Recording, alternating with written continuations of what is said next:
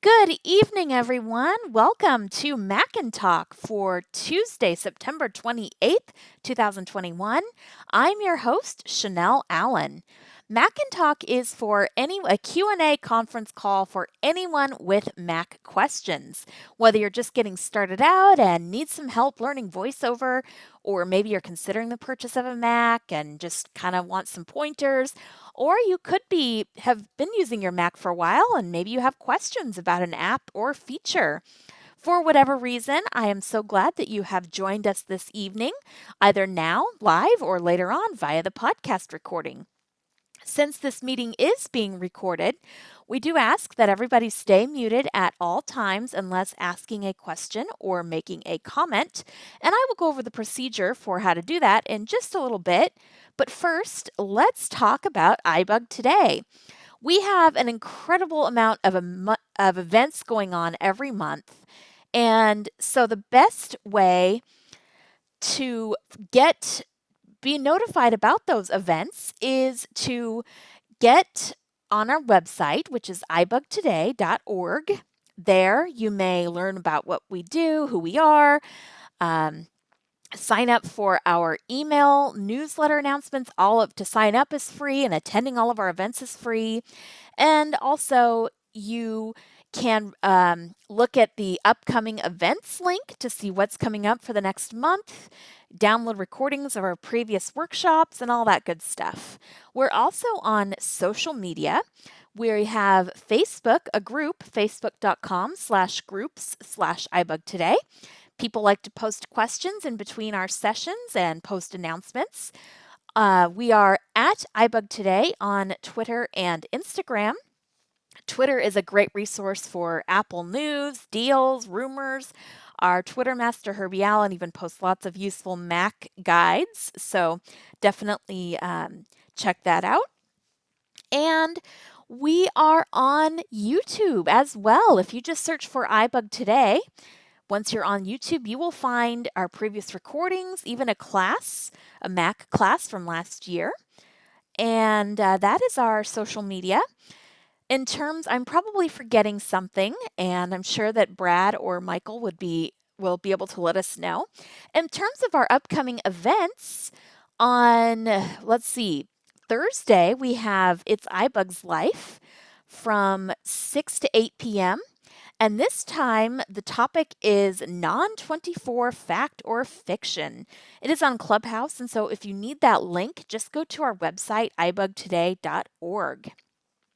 On Friday, we have iBug Night at the Virtual Movies, and that always begins at 7:30 with a pre-movie social, music trivia, all kinds of fun, followed by the movie at 8, which this week is Mystic River, and a discussion following.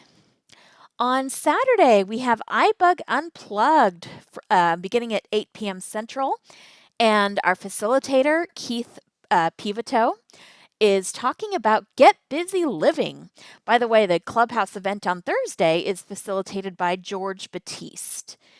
And then on Monday, every Monday from 7:30 to 9:30 p.m. Central, we have iBug Buzz. It is very much like Mac and Talk, except for people with iOS and iDevice and iAccessory questions. So definitely come to that. And now let's just talk about how to participate. So basically what we do, we don't use the raised hand feature. If you want to make a comment or ask a question, you will unmute, say your name, wait for me or my co-facilitator, Brad, to give you the go-ahead, and then ask your question. When you're done, please go back on mute. We want to eliminate the background noise, and that just makes life happier for everyone. With that, let's go around, and I know many of you are students in the current Mac class, but if this is your first time attending Mac and Talk, let us know. So say your name, where you're calling from, and if you're a first-time attender. So there we go. Let's see.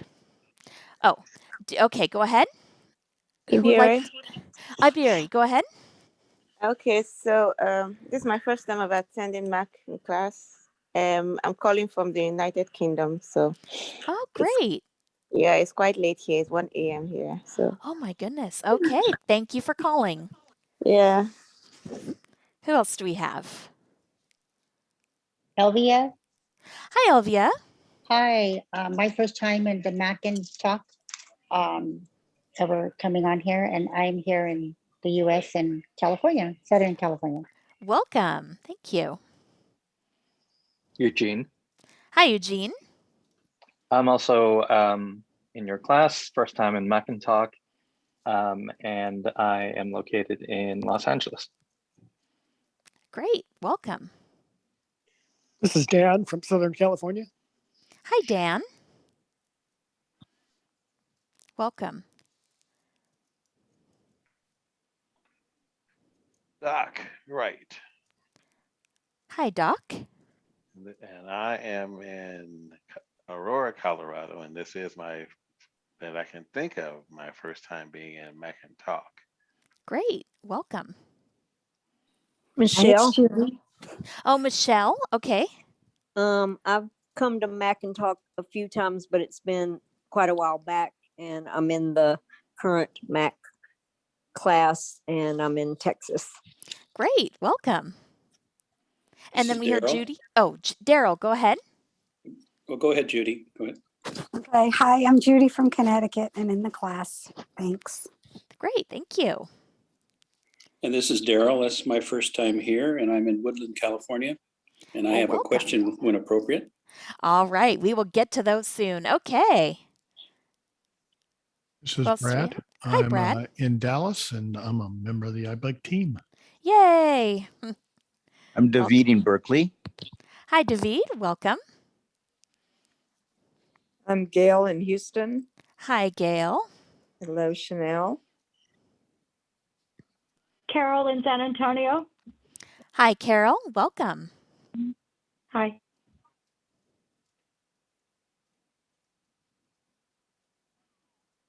All right. Is that everyone tonight? Hi, I'm Marvin Oh, Marvin. Okay. from Chicago. Hi, Marvin. Welcome. And then I heard Anna. This is Cliff. Oh, Cliff. Hi, Cliff. I suppose you wouldn't believe me if I told you this is my first time in Mac and Talk, huh? No, I wouldn't, but welcome anyway. Welcome just the same. All right. And then I think we heard Anna. Well, I know she's here, so. Yes, I'm hi. here. I'm from Pennsylvania. Okay, great. Thank you. All right, so. Michael in Houston. Hi, Michael. Hi there. Okay. Oh, and we have somebody else that will be joining us. And so who would like to ask the first question? Just say your name and wait to be acknowledged. Okay, Ibiri. Okay, go ahead, Ibiri. Okay, so please, I want to know how to use the preview app to read the PDF and how to copy from the PDF onto a text document, because when I do, it appears as an image. So I don't know how to navigate it. Okay, so who would like to answer Ibiri's question about using the preview app for PDFs and copying that to a text file? This is Cliff. Yes, Cliff. There's a couple of different ways this can be done. The more conventional way is to have Quick Nav off, make sure you're interacting with the text of the PDF, select the text that you want and paste it somewhere else. Another way that it can be done is you can act like you're going to print, go down to show a PDF and do it the exact same way and copy the text and paste it somewhere else. I'm assuming there's some apps out there that does it, but I don't use them. This is just the way that I've been doing it over the years, and it's always worked for me. Okay. Ibiri, just a follow-up question. Are you saying then the document doesn't seem to have text in it? Is it an image-based PDF, or is it just showing you like the thumbnails that are images? Ibiri? Oh, sorry, I didn't know I was muted. So yeah, when I select the text on the PDF copy and paste onto a text edit, it says image. It doesn't Yeah, it doesn't say text. So I was wondering. Okay. Let's see. So, like Cliff said, you have to get into the document and interact. Have you been able to do that? Yes, yes, yes. I was able to And do so, that. does VoiceOver read the text to you? Yes, it does. It does read the text Okay. to me. And Okay. then, yeah, and then I select the line, copy, then move over to a text editor. When you paste it, it just says, it doesn't say the text. So I don't know if there's something I was doing wrong. Okay. Does anybody else have any other ideas? Or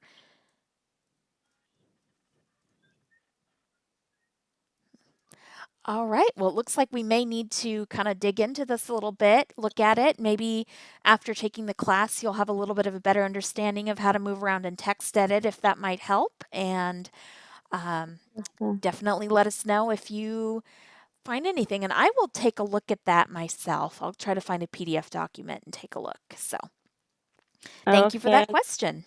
This is Yeah, Cliff. thanks. Oh, yeah, Cliff, go ahead. I didn't catch it because, well, I won't tell you what else I'm doing. But anyway, did she say it was an image PDF or it was text? No, she said that she's actually able to read the text, but then she goes and tries to select it and copy it into text edit, and it says image. Oh, I've never encountered that error before. Yeah, that's why I was going to try to get a That PDF and look at it. that is interesting. Yeah, I mean, if she could send it to me, maybe I could take a look at it, see what's going on with it. I mean, that's completely up to her, though. You're the one that was been texting me, right? Yeah. Yeah. So if you could okay. send me that, if you could send me that PDF and that text message that we're talking in, I'll take a look at it. As long as it's not no sensitive information. I mean, because if it's something private, I don't want No, it. it's like I do research, so it's part of the documents I read, my classes. Okay, yeah, just send so it to me and I'll take a look at it and then give you some more tips if I find anything. Okay, all right. All Thank right, you. great. Thank you. Okay, who would like to ask our next question? Eugene. Yes, Eugene. Okay, so not so much a how-to for Mac, but more philosophical question, I guess. I was recently told that 90% of visually impaired blind users use Windows machines versus Mac. It was specifically because we were trying to design around a solution, and the solution that we had myself and the design team had come up with was not going to work for Mac because it was on Mac's side that the problem was happening. And that's where kind of like, well, 90% of the users are Windows, so unfortunately we have to design towards Windows users. It's not a surprise that Windows users are more prevalent, but I didn't think it was so high. Right. And given that iOS devices are so popular, within our kind of group, I would have thought there would have been more Mac users. All right, so who wants to comment on this question? Opinion? Is the number of Mac user or PC users really so high? What I think that's kind of what Eugene is looking for. Yeah. This is Sri. Go ahead, Sri. I think I mean, you shouldn't be really surprised because Windows has been around in the professional world, at a much heavier usage than the Mac. I mean, I remember the Macs were considered to be the not the work computer; it was the fun computer to be with. So, most businesses out there, especially in the blind community, they want you to know JAWS and they want you to understand the Windows suite. So I could see that, but I also see that this is also evolving. It's, I see more companies out there, I believe, and I could be wrong, but I believe Connecticut State on their accessibility of the, I guess in Virginia we call it DBVI. I'm not sure what it's called in Connecticut, but at the state level, they are allowing Macs to be part of the everyday computer use. And I'd be kind of curious to find out what is it that you were stuck on that said, okay, it's only going to be Windows that's going to resolve this problem. It was form fields and error states, error handling. I don't want to get too technical into details, but that's,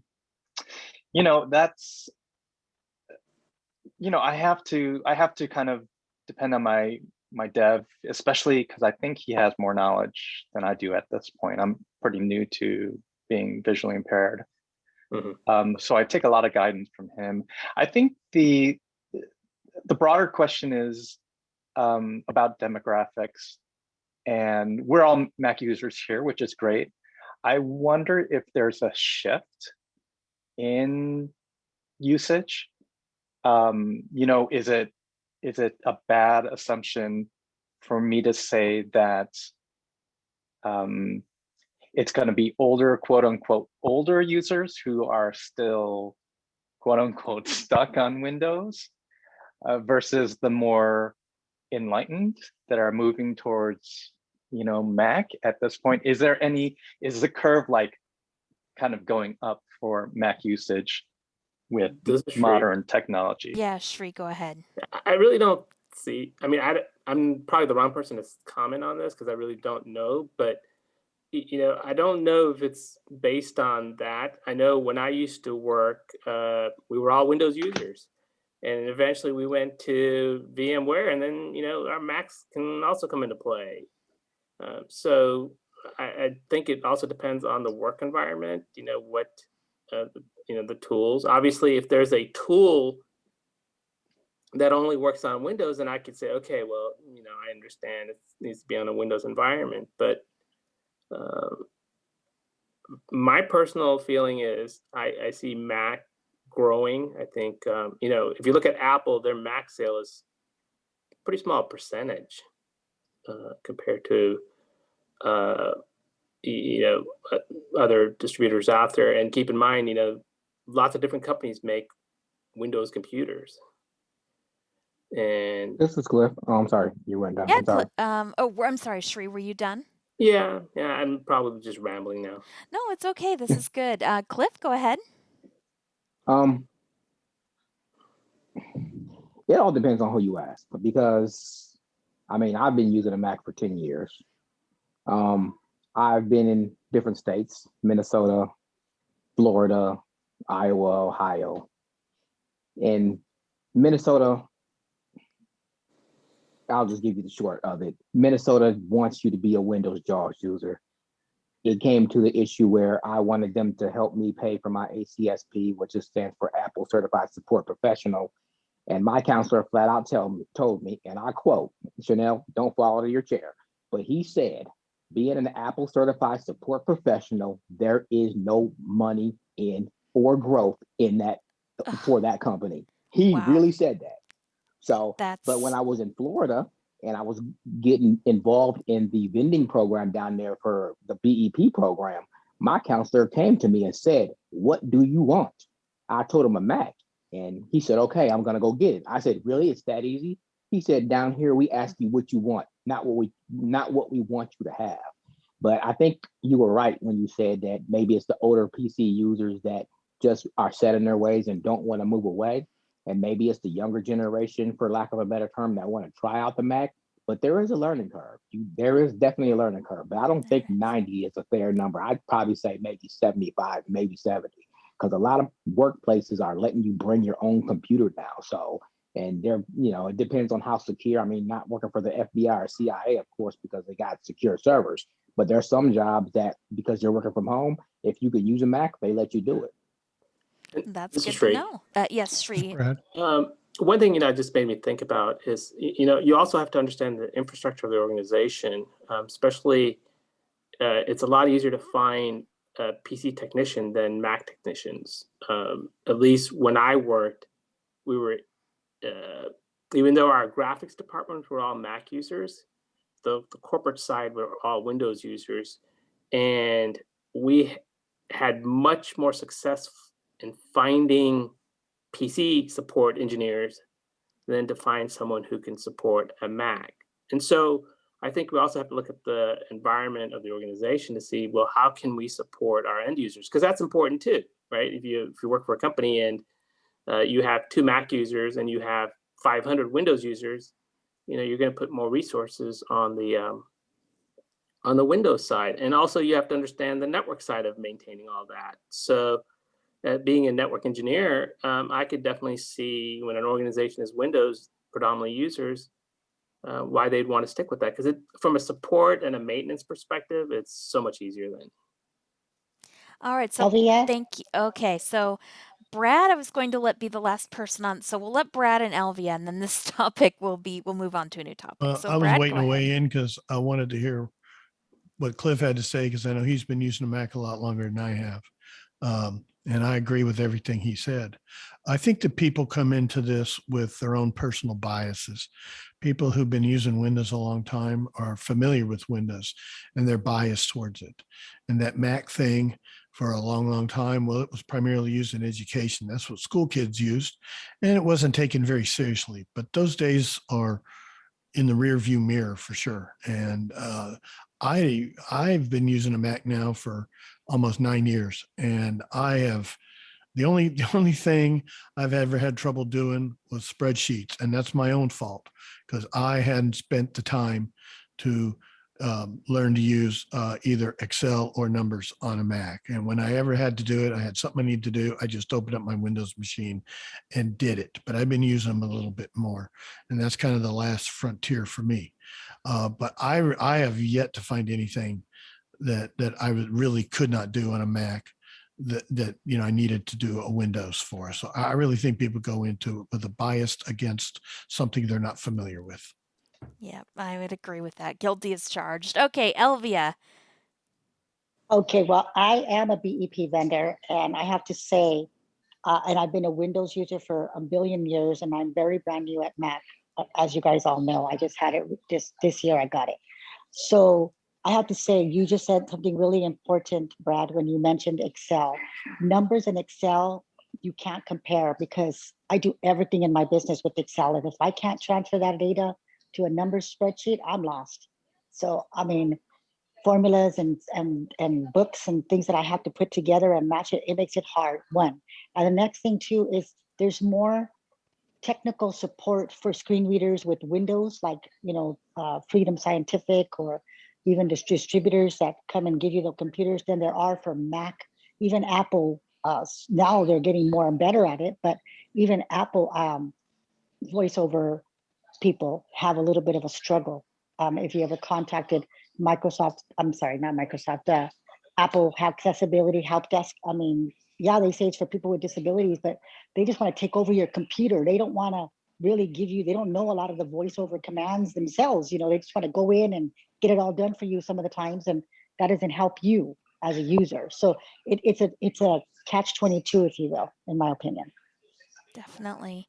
Well, I appreciate everyone's honest input on this, and I think kind of to Eugene's, I mean, yes, I've definitely come in with my prejudices, and I'm definitely doing my best to learn and teach the Mac. But I think rather than maybe look at, so many percent use this and so many percent use that, maybe the real question is, what finding individual people and finding out kind of why a person uses what they do, what specific programs do they feel they need to use on which specific operating system. So there is so much complexity to this question, and I appreciate the discussion.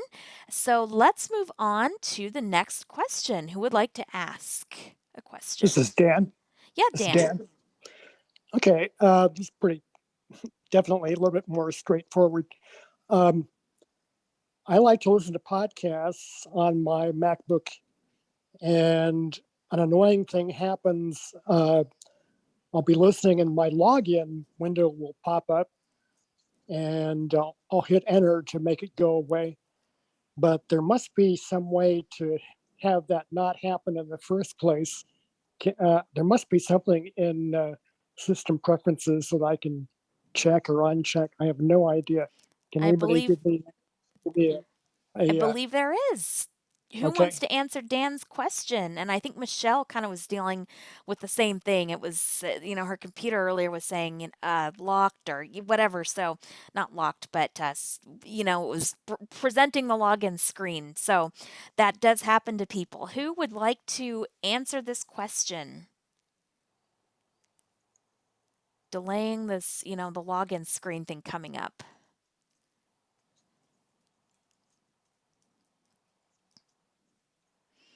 Well, this is Judy. Yeah, Judy. I did something kind of fun with that. That's the message that comes on that you're talking about, right? When you turn on the computer, is that? No, I think it's, he'll be sitting there listening to podcasts and it'll act, like he needs to log in again. Oh, okay. And then no, Exactly. I don't know about that. I'm sorry. That's okay, but sometime you'll have to tell us what you did with that message though, just for Yeah, fun. it's really fun. Okay. So go ahead, Dan. No, I said exactly what you said, Chanelle. That's correct. Okay, so does anyone else want to answer? If not, I will. This is Eugene. Okay, Eugene, go ahead. I think it has to do with your login timeout, your display timeout, and you can change that in the preferences. I can't give you direction on how to get there with your screen reader just yet, but I think that's where you take care of it. Yeah, and I think Cliff was trying to say something, and I was going to look up exactly where you go. But Cliff, you were trying to say something. I know the answer, but I know I don't want to dominate. I'm trying to give somebody else a chance to answer. But if you want to go ahead and take it. No, go ahead. Go ahead. System preferences, security, general, and you would adjust the timeout or the time that it takes your computer to lock. I have mine at 8 hours. So yeah, you could also have the checkbox where it says automatically log in, or I forgot what the verbiage is, but you can basically keep your computer from locking or needing the password and hitting enter. I think you already have that set though, but basically you want to change the amount of time that it takes when the computer is unattended to lock or require a password. Yep, very good. Yeah, I just went and there's the option require password after sleep or screensaver. And if you can set that, like Cliff has it set up all to, 8 hours. You can also go into well, now actually I forget what it is in Big Sur, but there was like a power options or whatever where you can choose for the display how long the display, because it makes a sound or kind of gives you that thing even if the screen, whatever it's called, screensaver's I forgot coming what it's on. called. I think it's power or battery settings. Yeah, energy saver. Energy saver. There you go. That's it. Yep. Yeah. So hopefully that gives you some ideas, Dan. Okay. Yes. Give me you go into preferences, you go into security, and then what? General. Okay. General. Yep. And then security, and then look for power. Yeah. Power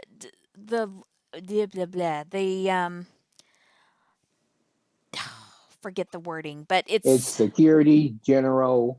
I forgot the verbiage, but it's a pop-up or a drop-down that says require password after. And like I said, I got mine set on 8 hours, but you can go as little as 15 minutes. And I think 8 hours is the max. Otherwise, I would have turned mine off completely, but it doesn't give that up. So right. Okay.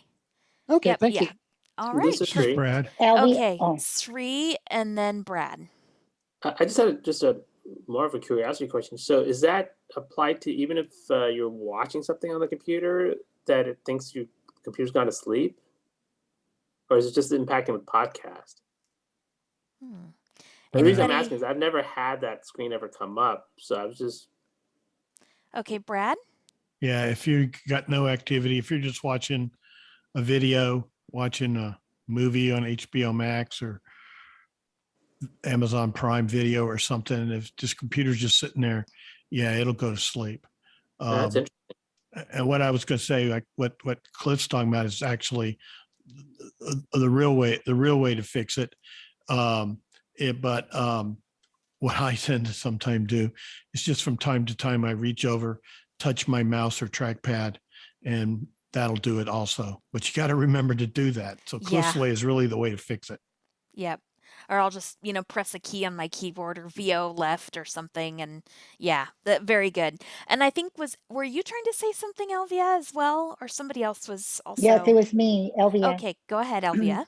Because I was recording that part about going into the system preferences and then to general and security and then kind of play with it. But I had a question about that. Can you put your computer so it doesn't go to sleep, or you have to have it sleep? I mean, mine sleeps, but I mean, besides putting it on for 8 hours, 4 hours, or whatever it is before it falls I asleep, think is you there a can way to, uncheck the box or, yeah, I don't know.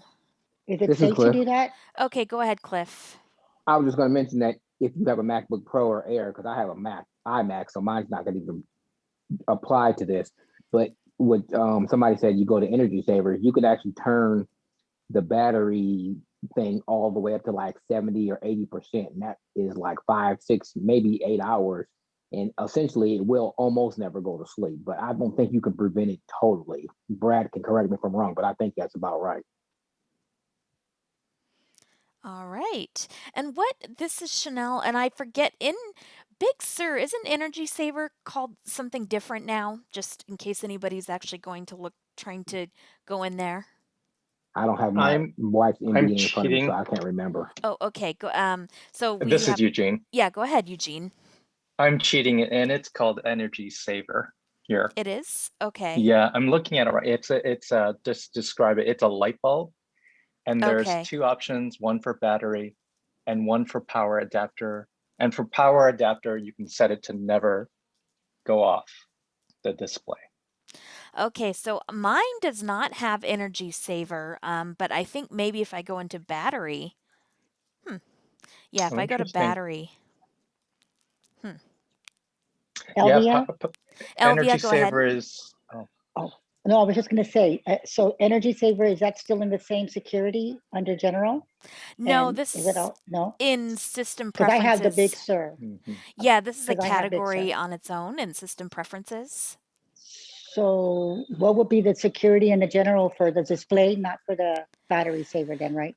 Yeah, so security and then general, that is that for just the whole, that's preventing your computer, from To go to sleep. for like, yeah, an hour to 8 hours or whatever it is that Uh-huh. but this other thing is for the display specifically, I think. And I'd have to find, let's see, battery. Oh, okay.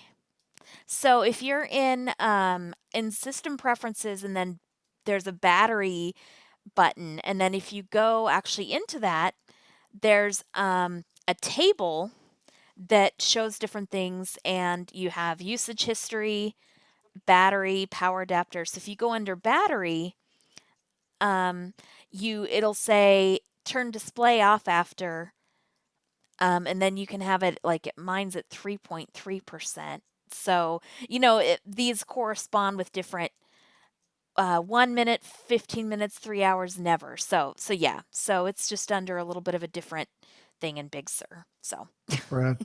Yeah, go ahead, Brad. Yeah, and if you're on an iMac or a Mac Mini desktop, you're not going to have battery.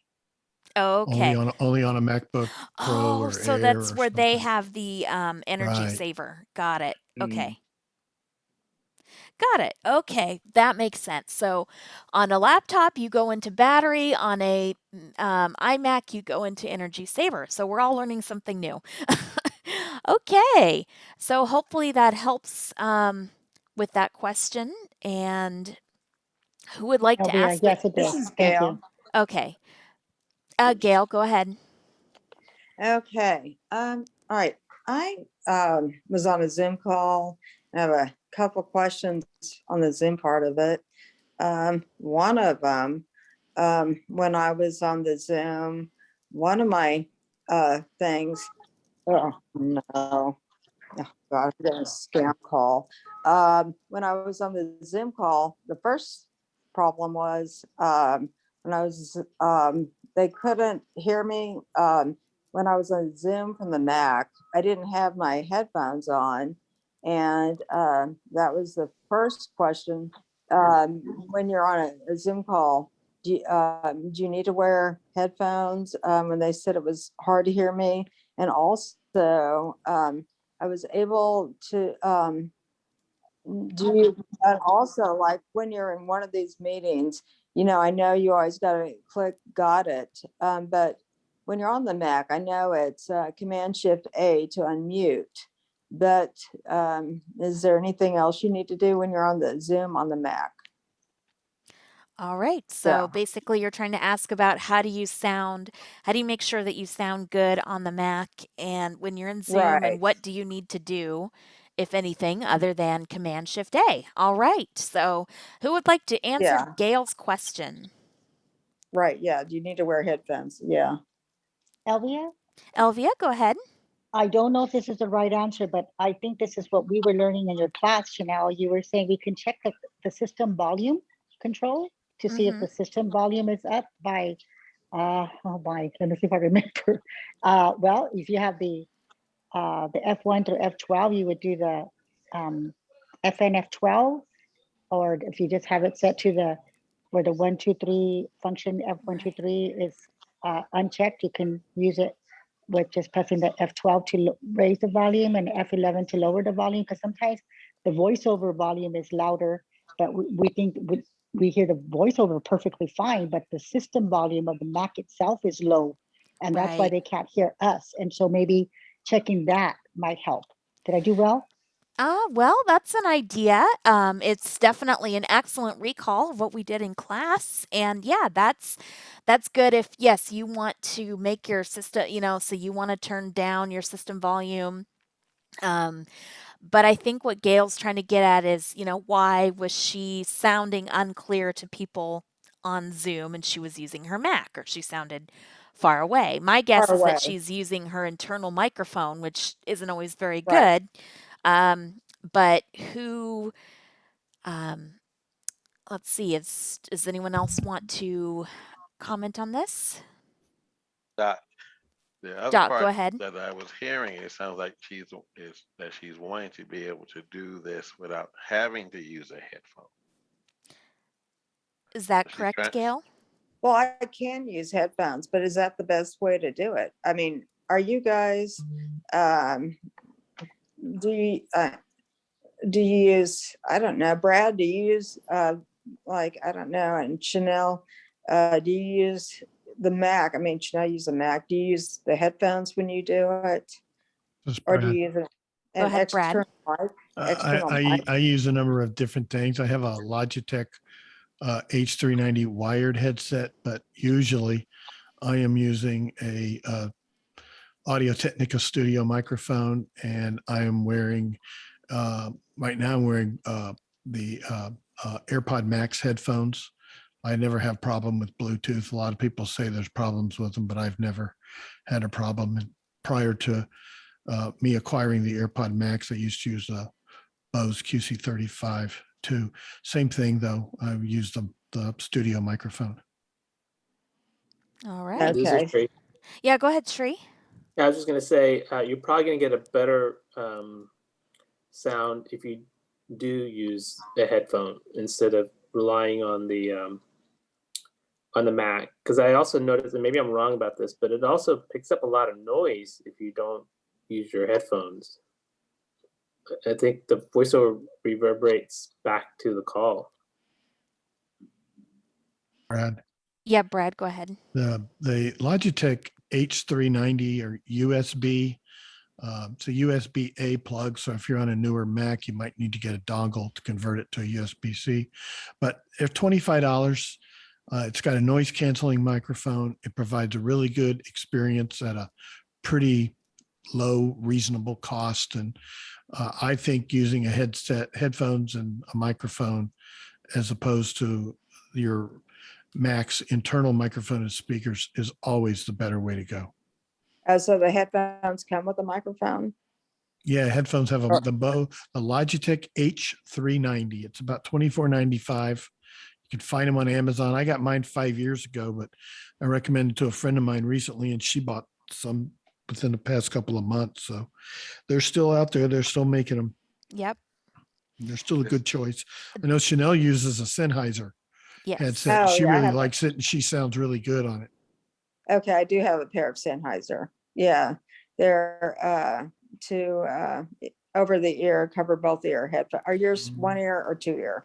Mine are both Chanel. ears. I don't know about Chanel's. Yeah, mine. Yes, this is Chanelle. So mine is a USB headset, and it, you know, so USB, it does require a dongle, but it, you know, plugs into the Mac. So it, Okay. because there are Sennheiser things for the iPhone, but that's not what we're talking about. We're talking Yeah. about, you Well, know, a mine is, Sennheiser USB headset.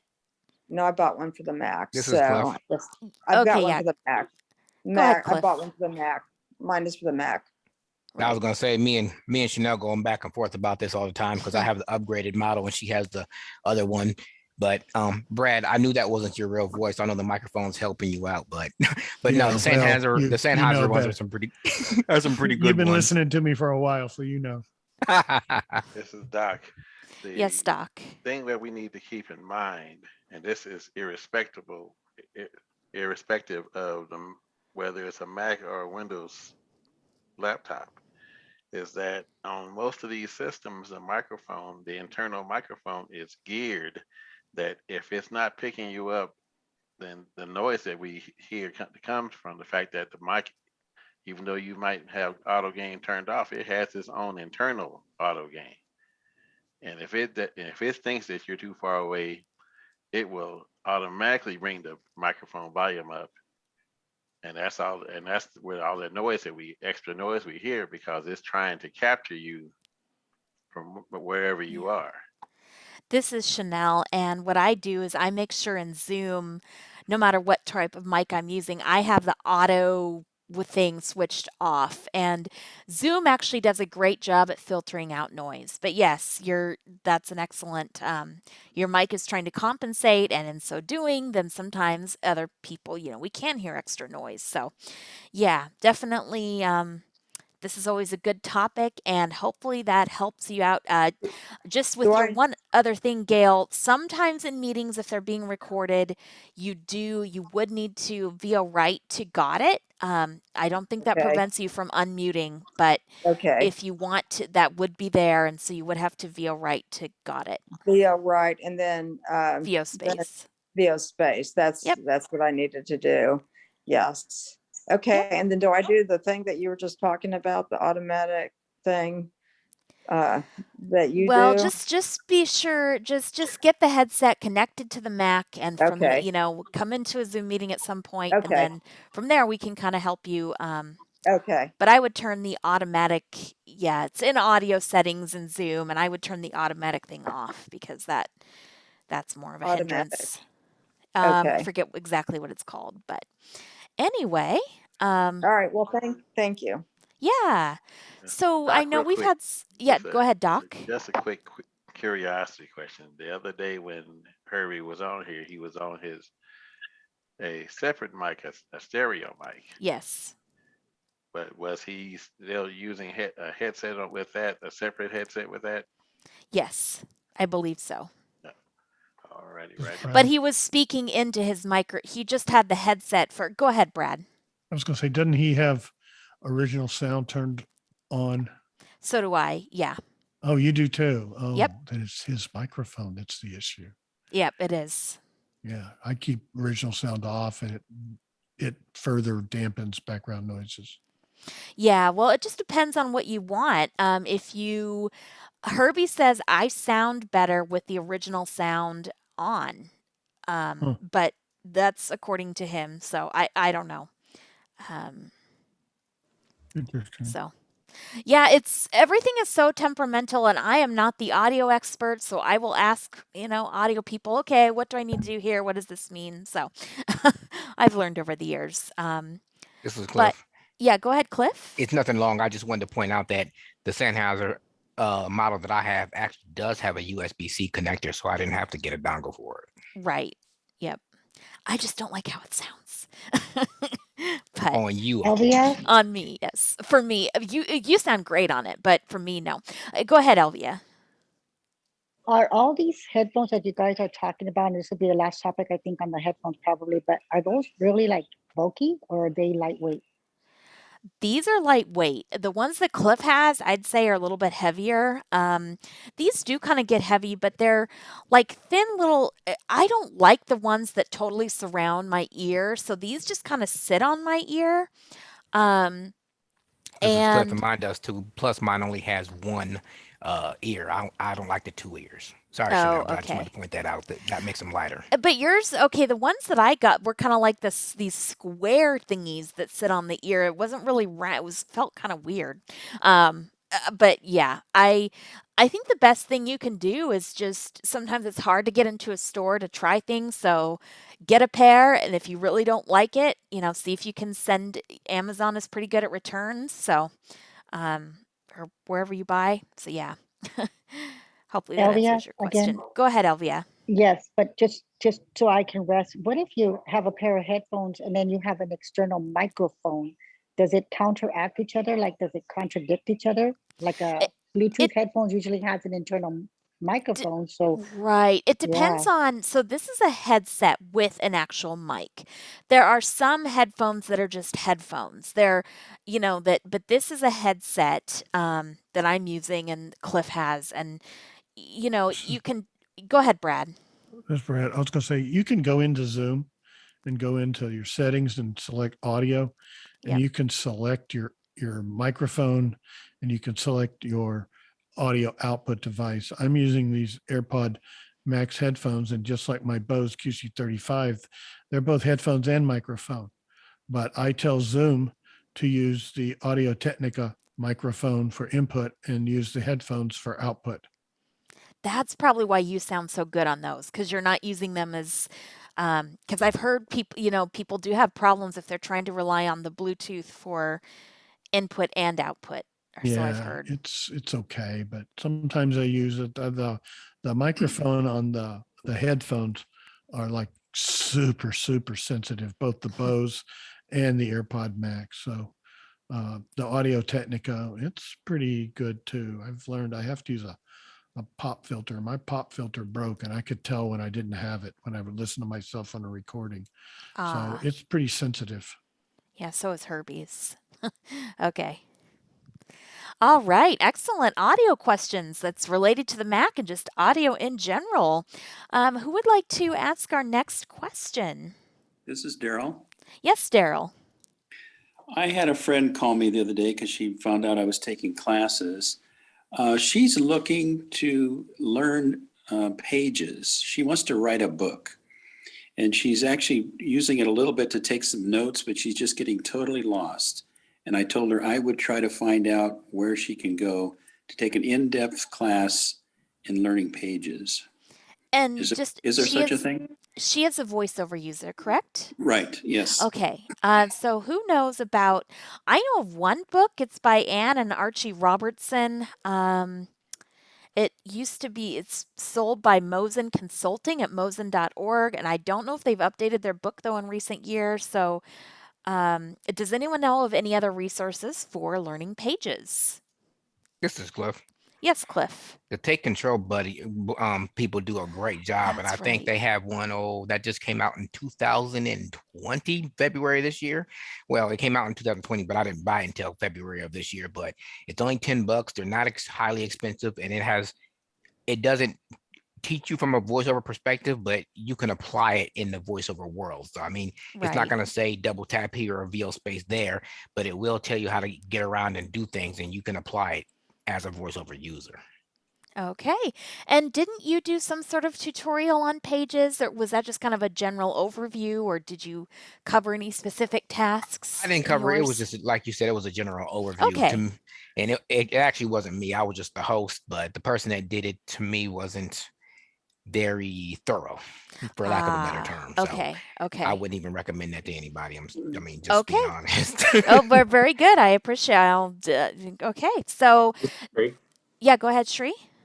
I mean, I was going to ask the question, does the person know how to use basic navigation on VoiceOver on the Mac?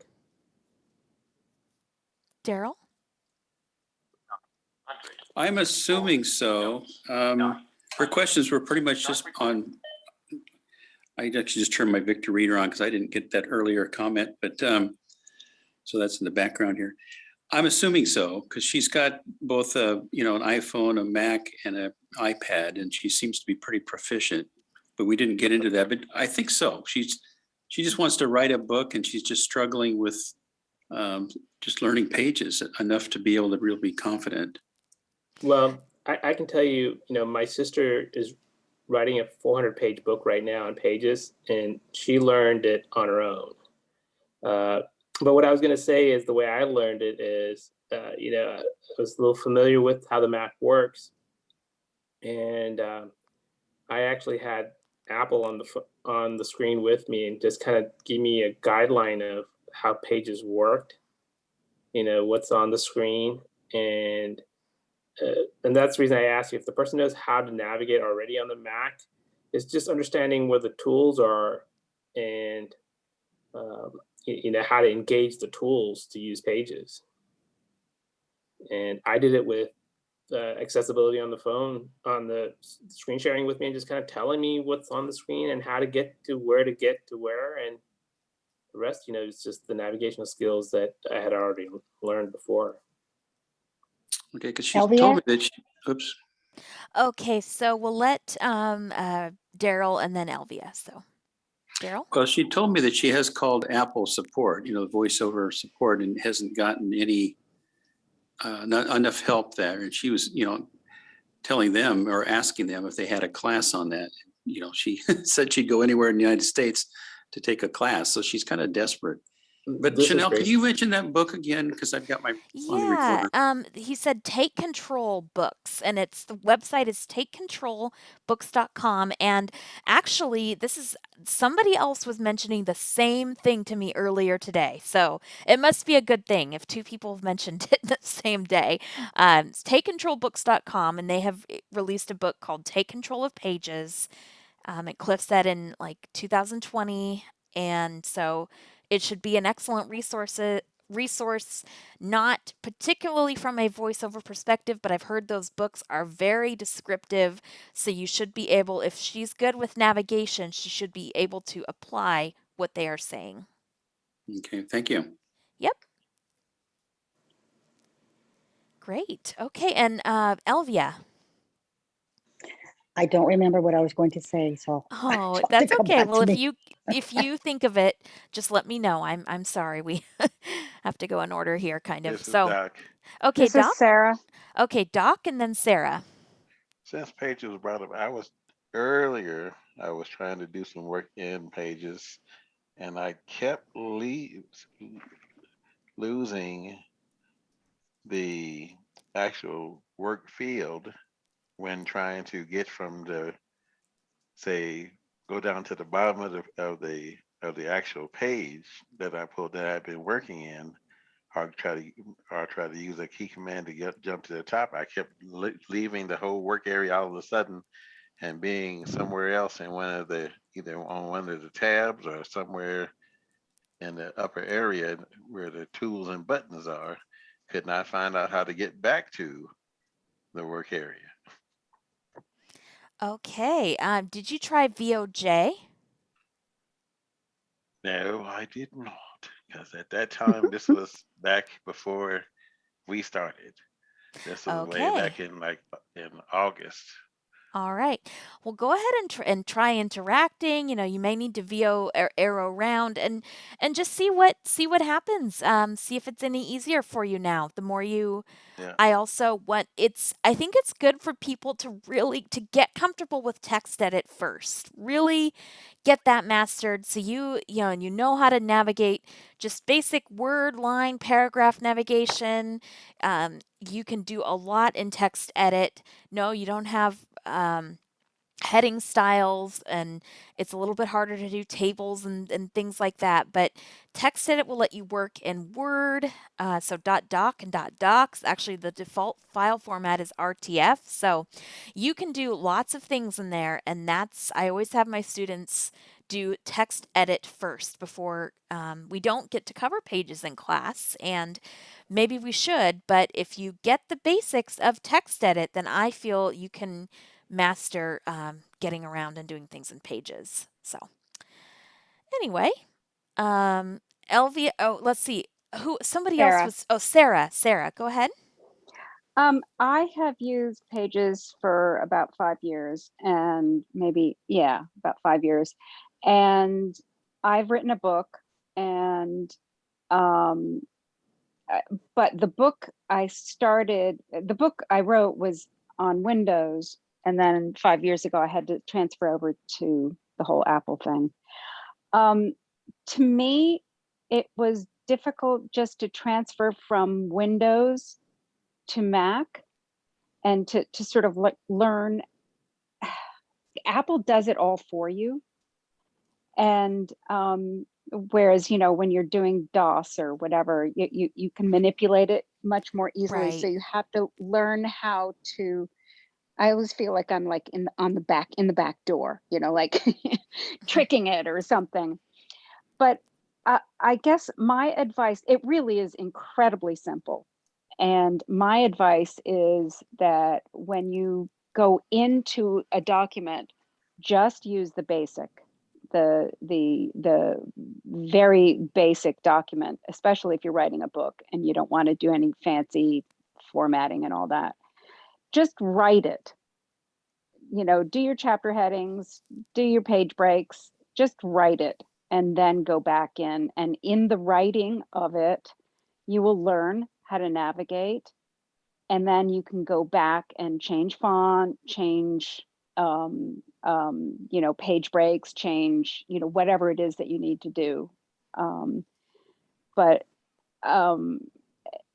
writing in text edit, I don't know text edit, but I know it's supposed to be very simple. But it's so simple, just writing in Pages. If you don't try to do anything, like you said, Chanelle, the headings and all that kind of stuff, just write it and then go back in and learn how to do spell checks and learn how to do, bolding the chapter heads and stuff like that.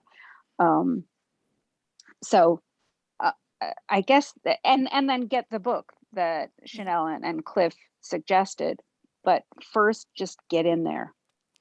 So I have a follow-up question for you, Sarah. Did you find an easy way to do headings and things? Because I learned, that you can assign it like a keyboard shortcut to do headings. And did you just kind of do it so much that it just kind of became rote to you to kind of do it in your sleep type thing?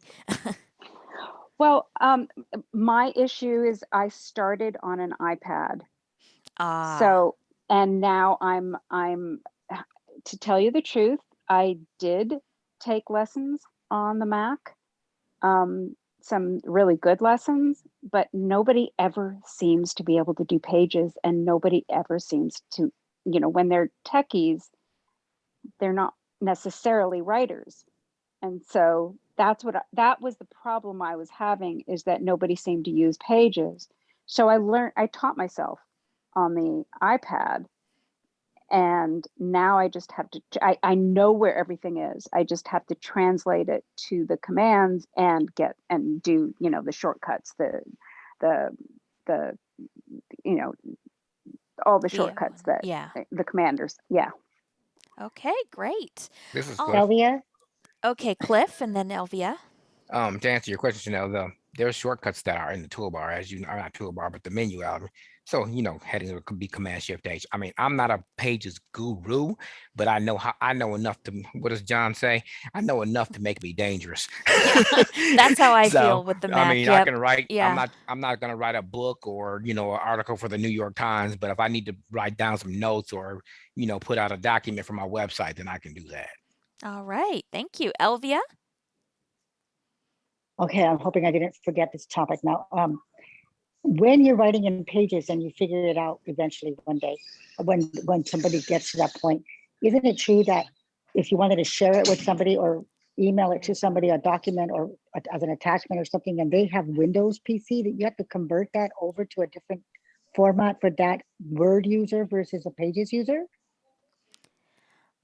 This is Chanelle, and you do have to convert it. You can export it to a .doc or .docs, or that is the one thing, and then sometimes converting doc to pages doesn't always go smoothly depending on how much formatting there is, but yes, you do have to export it to a different Elvia? Yeah, go ahead, Elvia. Okay, so one other thing, since we talked about learning how to work with pages, what about learning how to work with Microsoft Word on a Mac versus a Windows computer? Ah, This is well, Brad. okay, Brad, go ahead. I've done that a lot. I'm not any professional writer or anything, but I've certainly used Word on a Windows PC for years and years. When I started on a Mac, um, I started using it because I needed to interface with non-Mac users who were using Word.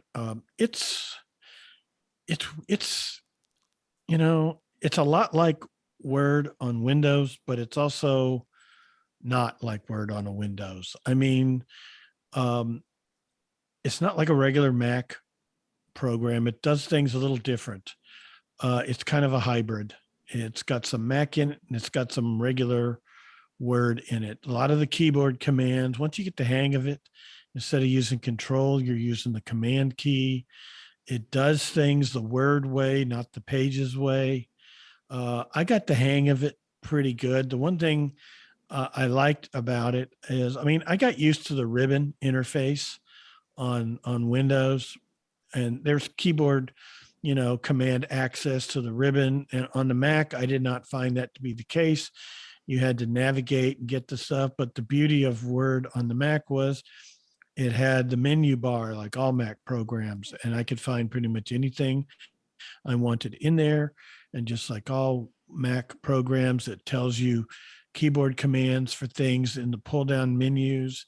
And it did not take me long before I was really pretty good at it. There are some quirks to it, and because I'm using VoiceOver and the way it wants to treat each page as a little region, but I kind of learned to just ignore that. And if I just arrow up and down between pages, it still sometimes gets a little hung up when it gets to the end of a page when I'm reading what I've written.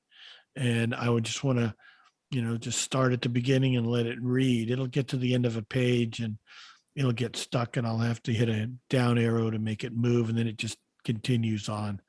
But it's not that bad. I don't know. I got used to Elvia? it. Okay, Okay, but Elvia. I guess what I was asking was that, like, just like in Pages, that the people were asking if there was like a tutorial or something to look through. Is there something similar to that with Word and Mac with VoiceOver? This is Brad. Could you repeat that? Okay, Brad. Could you Oh, repeat the? okay. Asking if for it. Okay, what I was saying is that just like when we were talking about Pages, is there any tutorials for VoiceOver with the Mac for Pages? I was asking the same for Microsoft Word. Was there any tutorials that This is anybody knew Brad. of for the Word Microsoft I'm instead not of a aware self-taught? of any. I'm not Okay. aware of any.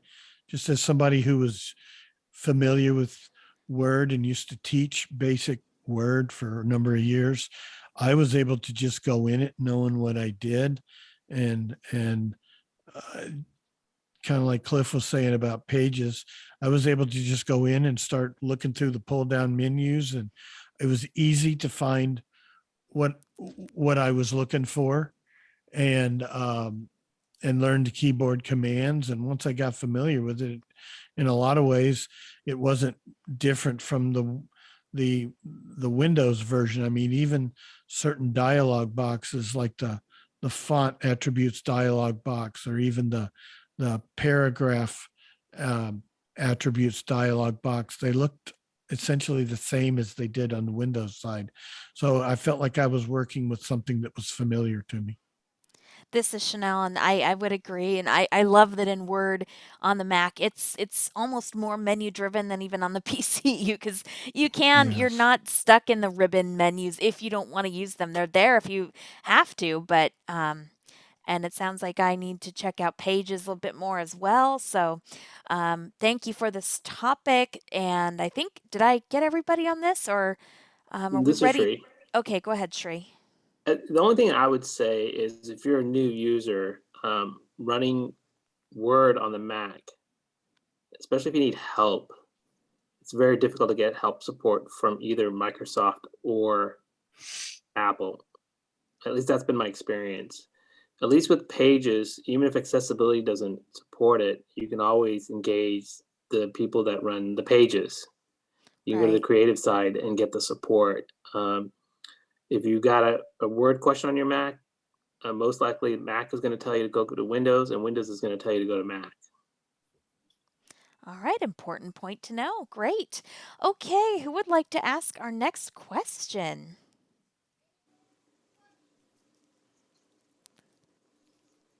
This is Raylyn. Hi, Raylyn. I was hoping you'd ask. Hi. Hi. Thanks so much. I reached out to Chanelle earlier regarding Microsoft Teams. It's just giving me fits. I'm noticing that some of the commands that should be working aren't, and I just would love any resources or tutorials for VoiceOver on a Mac, not on an iOS device, but on a Mac, for using Microsoft Teams and VoiceOver.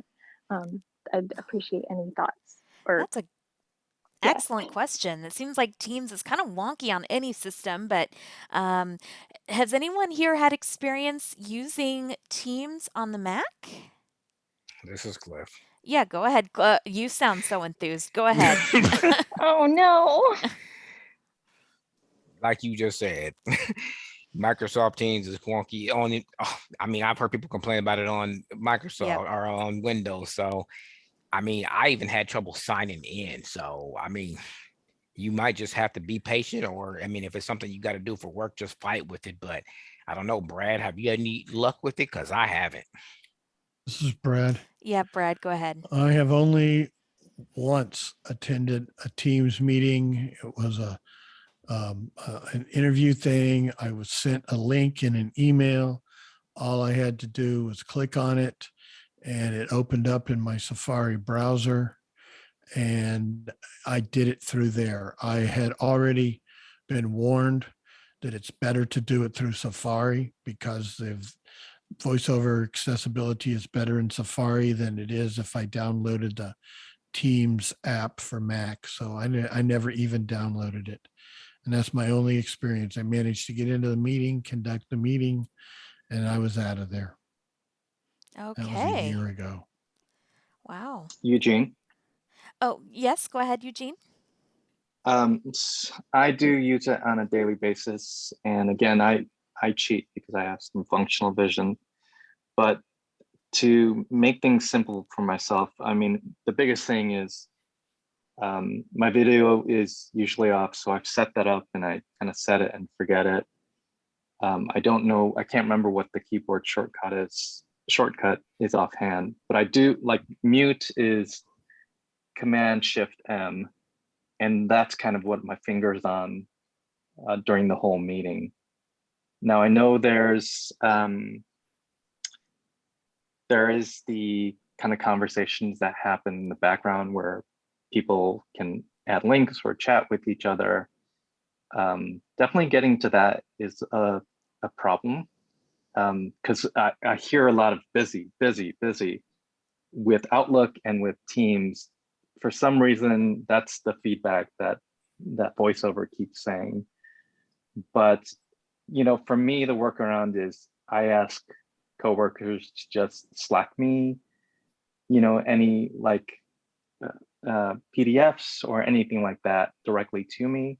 They know that I have vision problems, so they accommodate me in that way.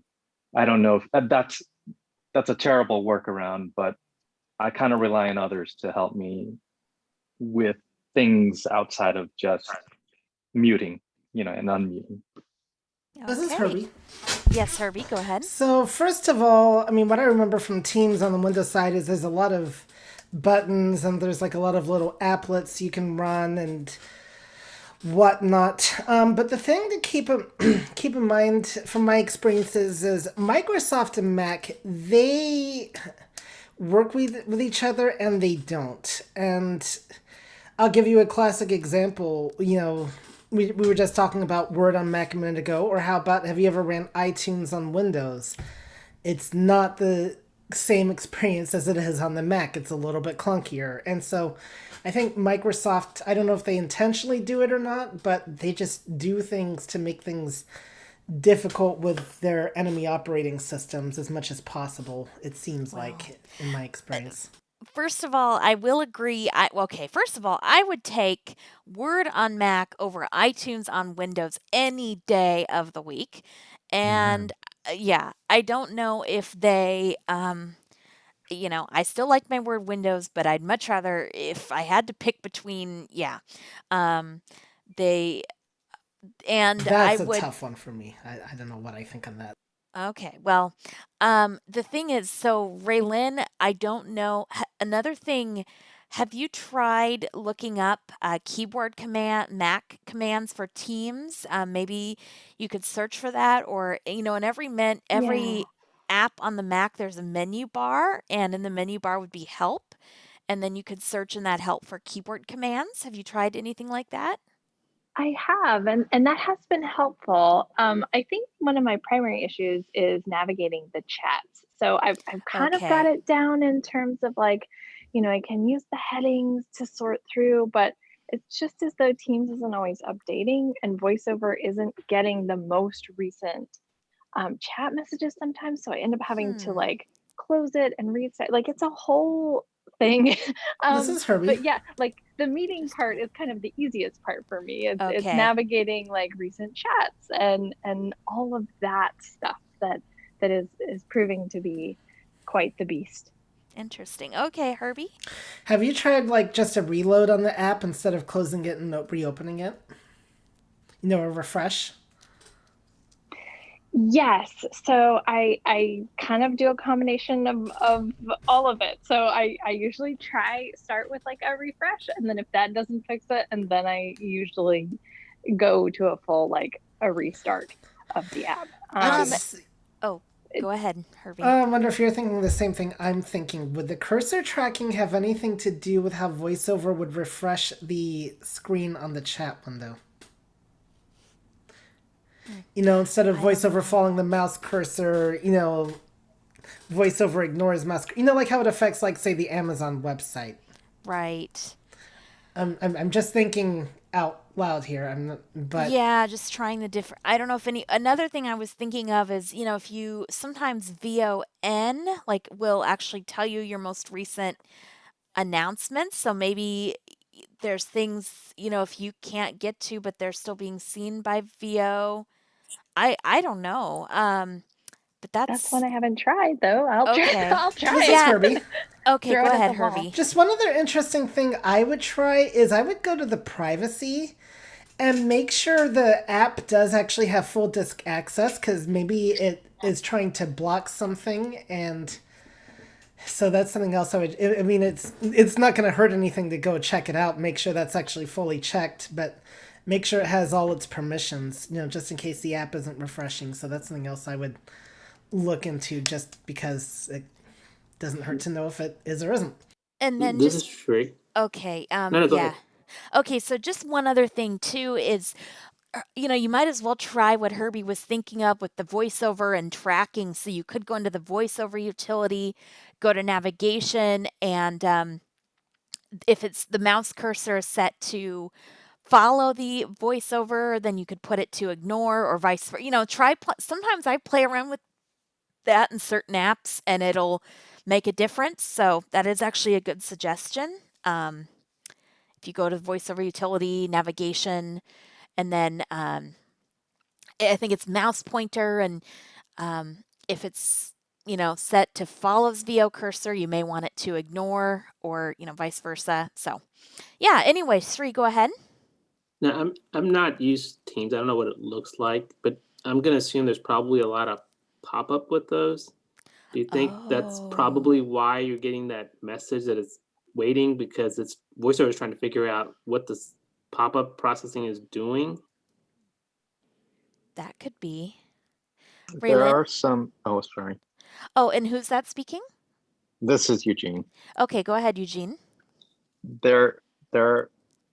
So this this other window is separate. So you have your video and then you have this other window, but there are sliders that open up, which may be what's causing some of that confusion. As we know, like sliders over content, that could be the case. And I'm just wondering how you can keep that slider closed all the time. Is it usually conversations that you're kind of wrestling with? Yes, absolutely. Because we have, I mean, and just navigating through like if a notification comes through on a Teams channel and then also in a chat, right? So it's going back and forth is one thing, but then finding the specific message for the chat. I mean, it's so complicated. It's like This is 9,000 free. steps. You know. Shree, go ahead. Would this is I'm just throwing this out and see if it sticks. Could like Windows Chooser tell us that what are opened up during this whole thing? Yeah, or Command Accent to move between different windows. Yeah. Either that or VOF2, F2. Yeah. This is where like this is Shree.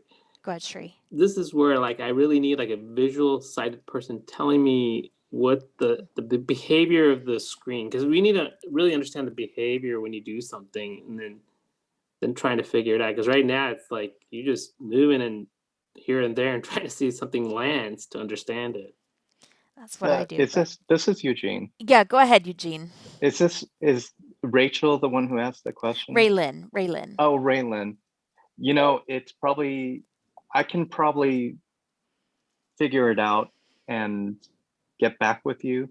Again, it's something I use on a daily basis, but I just decided to be like water, and I just tell my coworkers, just text me whatever is being said in there. But I totally get it. Like, I want to know what it is. I just haven't taken the time. So I can certainly try to learn it and then maybe get back with you, because I can see some. I do use the trackpad, and that's why it just gives me all this busy. That's actually the thing that it says all the time as I'm moving my trackpad mouse around. And I just kind of ignore it, or I just quiet down voiceover.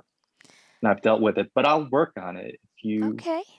And do you want to, Eugene? So we have a Mac and Talk email discussion list. Oh, okay. And so it's just if you go to our website ibugtoday.org and click on the Mac and Talk link, and then the list, how to subscribe, will be there on the page. And so if you do that, then you can post those directions to the group, or I know with Groups.io you can search in the the member directory. So I know Raylyn is on our list because that's what she posted to today. So absolutely. Okay. That's a good challenge. All right. Great. Thanks for taking that on. That is so awesome. Yay. And another thing you could maybe, in some apps, they have a view menu, and maybe there's some things there that or in the preferences, maybe there's like some way to turn off like animations or effects, or how conversations are displayed. So yeah, there's lots of things to look at there. Excellent. All right, it is. Oh wow. So we're getting down to our last 10 minutes, but that's still plenty of time for questions. So who would like to ask the next one? Okay, Gail, go ahead. Okay, I had a question for YouTube, because I was going to ask for the iBUG today for the YouTube, and I know how to do it for the phone, but I was wondering on the Mac. I've never done it on the Mac, and I was wondering, is it harder on the Mac, or for the YouTube, if I wanted to look for the classes or any of the This is Herbie. Go ahead, Herbie. Go ahead. Oh, sorry. The difficulty is going to depend on how comfortable you are with Safari navigation. It's doable on the Mac. I do find the site in general, no matter the system, a little bit more challenging than the phone, but it is, because like the phone, you have your nice little tabs at the bottom. But it is very doable on the Mac. You can find your various tabs, like your recent tab, your subscriptions tab, and all that, and then click on the channel that you want or the video that you want.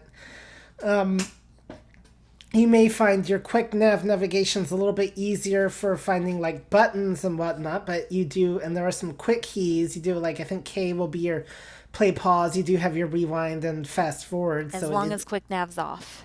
As long as quick nav's off, but otherwise you can do your button navigation with it on. So it's, if you're comfortable with Safari or web browsing in general, then yeah, you're gonna find it definitely doable. But and then you can just do, with your, what I will do if I want to search for a video, I'll turn my quick nav on and just hit F, so it'll bring up that search field, and then turn quick nav off and start typing and hit enter. And then you can use like your heading navigation to go from video to video, or link navigation. I do think the phone is a slightly easier interface though, but there are times when I do prefer my Mac for various things, depending on what I'm doing at the time. But yeah, so hopefully that answers your question there. Okay. Excellent. So hopefully that helps you out there, Gail. Thank you. Who would like to ask the next question? Marvin? Marvin, yes, go ahead. Hi. Okay. I have all kind of apps on my pad, my phone. I have one app on my Mac. Can you suggest a Mac that I can download and play around with on my Mac to get more familiar with it? Okay, so you, on your Mac, were you the one who said a couple weeks ago that you got a Mac with and a bunch of stuff was off of it or something? Because I don't remember. Do you have like text edit and messages and all those default apps? Yeah, I had the default apps, but I'm talking about some I could download. Okay. So who would like to answer this question? I guess a follow-up would be, what sort of things do you want to do, or what do you want to play around with, or what? I mean, I got mail on it, of course, and Messenger, but I got 20, 30 apps on my Mac pad, but I'm looking to just put something else on the Mac. This is Herbie. In your iPad. Okay, go ahead, Herbie. A simple app to play around with. You can't get it from the Mac store, but I found this to be a very easy app to learn on the Mac when I first got it, is the Zoom app. So download that and play around with Zoom. Especially if you're familiar with the Windows interface, you should have very little trouble on the Mac. And with the Mac, you get some extra goodies too, like you get your universal preferences. And you can go to your menu bar to do things. Like, it's a lot easier, I find, to update Zoom on the Mac than it is on Windows. So Zoom is a good app to certainly play around with. Skype is not a bad app either. But don't think of the Mac App Store like the iPhone and iPad App Store. A lot of stuff you're going to download from the web. A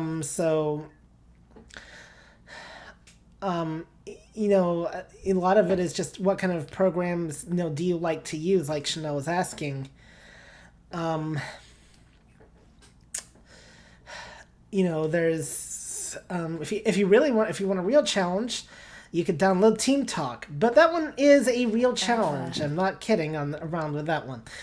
But that'll, if you really want to learn how to do impossible things, that is a great app. Try it today. Marvin again? Yep, Okay, Marvin. go ahead, How about a Marvin. music app? How about a music app? You've got a music app on your app already. It's called Music. It's right there. It's right there on your dock, except if you're Cliff's computer, who doesn't have the dock. Music. Besides music, well, you can download Spotify. There's Amazon He means Music. Spotify. I mean Spotify. Just saying. Go ahead, Cliff. Tidal is another one that has an app. Cliff, yes. Keep it up, Herbie. Anyway, BLC is another good one. Yep. If you have audio files, yep. There's an app called, it escapes me. Oh, I've never heard of that app. My goodness, what is it called? The one I use to Downy. Downy's a good app to get YouTube content or anything that allows you to download links and you can convert it directly to audio from that app. I mean, there's a few different apps that you can do, and I actually have to disagree with you and Chanel on this one. I actually found iTunes easy to use on Windows using F6 and jumping around, but maybe I was just more experienced than you guys were. I don't know. I didn't. Okay, first of all, I said iTunes was a challenge. I didn't say it was impossible. I said, and I'm not sure if I fully agree with Chanel on iTunes on Windows versus Mac on Word, because like I do know iTunes on Windows. It used to be a little bit easier, especially with when Lisi supported it, and it's. The thing I don't like about it is you do have to do a lot more tabbing around, and it can be slower to process. But I do find it usable. I can teach anybody how to use it with JAWS at least if you want. We're talking about Mac here, but it is an Apple thing. So anyway. Yeah. Okay. Who was just trying to speak now? Elvia? Elvia. Yeah, go ahead. Okay, this goes back, and I'm sorry, it has nothing to do with iTunes, but real quick before we have to end, Brad, you mentioned about when we were talking about Word and Mac, you said you can go to the menu bar or the menu or something like that. Can you tell me what that is? Are you talking about the VOM or the VO Yes. Shift This is M? Brad. Go ahead, Brad. Yeah, VOM, the main menu that's on the all Mac programs, and then you go through the different things. Yep. Okay. Somebody has a lot of background. Hang on. I'm sorry. So let's say that I'm in Word and sec. I'm typing away. Oh, I'm sorry.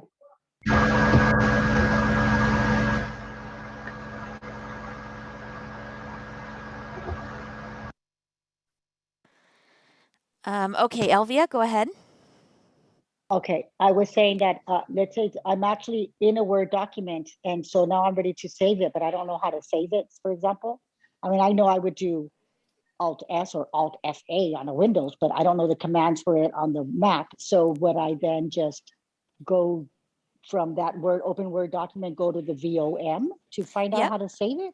You would. Okay. Just like we were doing and you'll see when we go through text edit, we'll be going through the menu bar and we'll be going through the menu bar and Finder a little bit. So yes, that's what you would do, and that's how you'd kind of learn how to use it. Okay, go ahead, Herbie. So just to explain a little bit, so VOM is always your menu bar. VO Shift M is your context menu. So the equivalent of your applications key on Windows. So just because you mentioned VO Shift M, but VOM is always your menu bar. Elvia here, yes, I remember that part. But I guess what's confusing me was like I'm in the Word document and I want to save it, so I usually would go save as right there. But he's saying go to the menu bar, so I'm in the Word document and it's open. I go from there to menu bar. And then what? Then you would confused. So you would treat it like you would in a Windows menu. You'd right arrow through the to get to the different menus. So once you right arrow, you're going to have so in the menu bar, you're typically always going to have like your Apple menu first, then your app menus. In the case of Word, you'll go down to Files, and then you can arrow down to Save. Or if I think you can use Command S in Word or Command Shift S. Try one of those. Okay. So no, I just wanted to know when he said menus. That's all I wanted to know. Yes. If I went to the VM. But I just wanted to make sure you knew what the difference between the menu bar and the VO Shift M were. Yes, that's the context menu. Right. Yes. I got that. Okay. Thank you. Yep. All right. Great. So we have 2 minutes. Just remember so let's see. So we'll be meeting in October. That date I think will be October 26th will be our next Mac and Talk. Don't forget to check out our website, iBUG Today. There's a Mac and Talk link where you can find info about our list and get our previous recordings. You can definitely tune into Clubhouse this week on whatever day. Thursday for iBUG Unplugged. No, that's iBug's Life, and Saturday is iBug Unplugged. Okay, somebody's getting tired here. So anyway, I hope you have a great evening. Thanks, everyone, for coming. Hope this was useful for everyone. And with that, we will see you next week. Thank you, Chanelle. Thank you, Brad. Everyone. Thank you. Bye-bye. Bye. Thanks, Chanelle. Yep. Bye. Good night.